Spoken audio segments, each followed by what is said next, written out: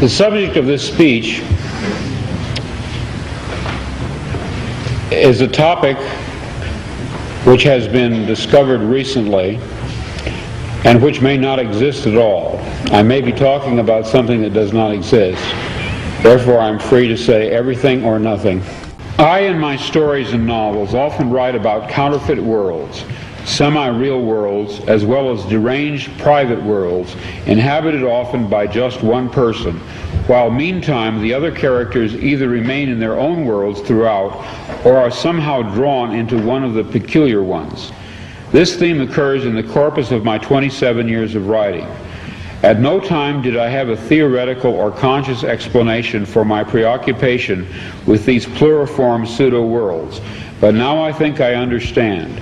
What I was sensing was the manifold of partially actualized realities lying tangent to what evidently is the most actualized one, the one which the majority of us, by consensus gentium, agree on. Later that day, back home again, but still deeply under the influence of the sodium pentothal, I had a short, acute flash of recovered memory. Then, in mid-March, a month later, the total body of memories, intact and entire, began to return.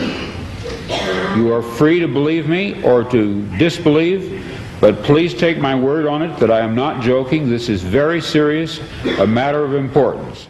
At that time, I had no idea what I was seeing. It resembled nothing that I had ever heard described. It resembled plasmic energy. It had colors. It moved fast. It collected and then dispersed. But what it was, what he was, I am not sure even now. In other words, it's a common theme in my writing that a dark-haired girl shows up at the door of the protagonist and tells him that his world is delusional, that there's something false about it. Well, this did finally happen to me. I even knew that her hair would be black. I had an actual complete sense of what she would look like and what she would say. She did appear. She was a total stranger, and she did inform me of this fact, that some of my fictional works were in a literal sense true. I wrote out these dreams in novel after novel, story after story. To name two in which this prior ugly present obtained most clearly, I cite The Man in the High Castle and my 1974 novel about the U.S. as a police state called Flow My Tears, the Policeman Said. I'm going to be very candid with you. I wrote both novels based on fragmentary residual memories of such a horrid slave state world. People claim to remember past lives. I claim to remember a different, very different present life.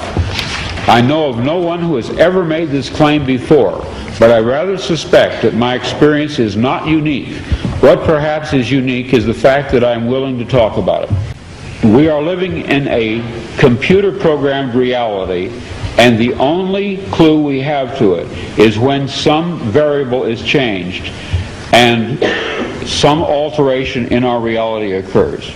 We would have the overwhelming impression that we were reliving the present, déjà vu, perhaps in precisely the same way, hearing the same words, saying the same words. I submit that these impressions are valid and significant, and I will even say this: such an impression is a clue that at some past time point a variable was changed, reprogrammed as it were, and that because of this an alternative world branched off.